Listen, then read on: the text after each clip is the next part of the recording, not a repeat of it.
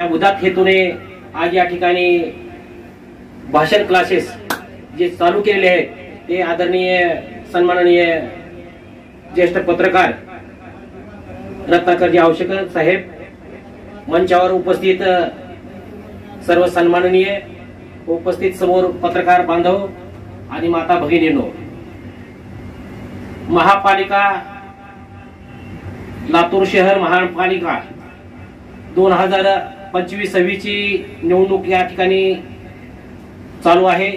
त्या निवडणुकीच्या दरम्यान काँग्रेस पक्षाने माझ्यावर विश्वास टाकून मला या ठिकाणी उमेदवारी दिली, त्याबद्दल पक्षाचे आणि सर्व वार्डातील मतदार बंधू भगिनींचे या ठिकाणी मी जाहीर आभार मानतो।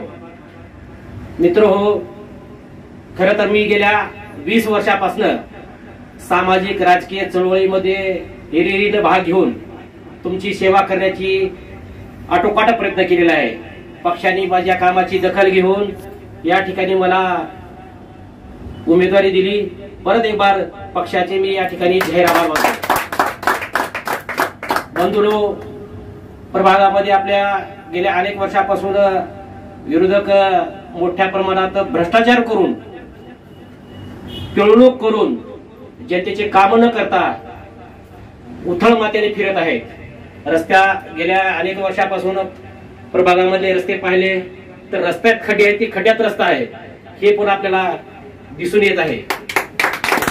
बघा, नळाला पाणी 15 दिवसाला येत आहे, यावर एकही नगरसेवक शब्द काढत नाही। गेल्या अनेक वर्षापासून आपण पाहतोय झाडं रस्त्यावर आले, त्याचे फाटे देखील चालत नाहीत आणि विद्यार्थ्याला जाता येत नाही, अशी दुर्दैवी अवस्था त्या प्रभागातली झालेली आहे।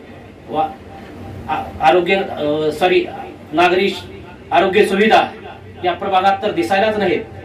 डॉक्टर कधी येते काय माहिती, कुणास ठाऊक। शाळा तर बंद आहेत। खरं तर महापालिकेचा एरिया हा विद्यार्थ्यासाठी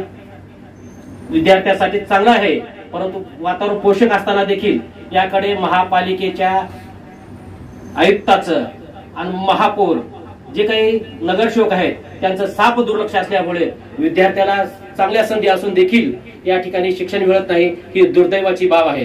यासाठी आगामी काळात माझ्या हातून जी काही सेवा घडेल ती प्रामाणिकपणे करण्याचा मी या ठिकाणी शब्द देतो।